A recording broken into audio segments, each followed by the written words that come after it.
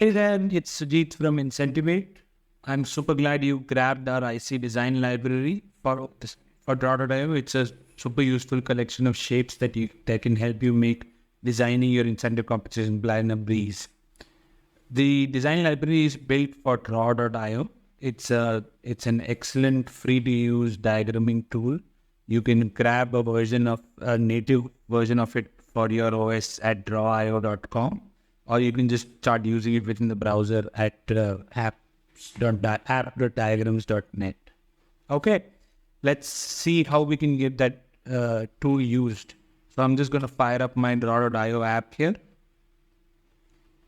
Create a new diagram, blank diagram. And so this is how a blank diagram looks like in Draw.io. You just click on File to use our library. Just go to File, Open Library, and point to the XML file that we've provided. It should open up right here in the corner. If you notice, a bunch of shapes have come up. If you want to take a closer look, you can just edit that the library, and you should be able to see what each of the shapes actually represent, what they're meant to do. Let me quickly open a sample design file that I've used to explain this a bit better.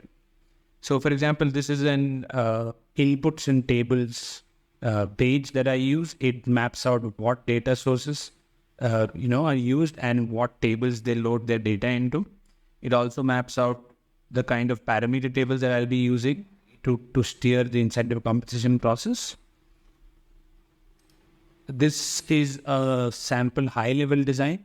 It's my go-to place to sketch out the overall workflow of your incentive compensation plan and how you're going to calculate it.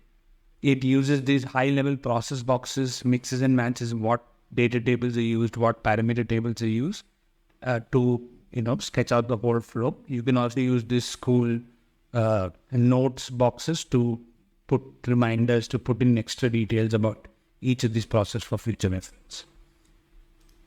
This is a more lower level design, a process level design. It maps out the nitty gritty of what happens within one job in the process. You will use these job containers to map out what tables are used to within this job, what tables are used, what processes, and how exactly calculations are. And then I have this sample batching design file where you're designing what kind of jobs are run within what batches. You can use these batch containers for that, and in what sequence they're run. So you can sequence the whole of your incentive compensation design. So yeah, that's it. As I mentioned, it's a super useful tool with a bunch of useful shapes just to help you design your incentives before you start implementing it into some kind of a tool. Cheers.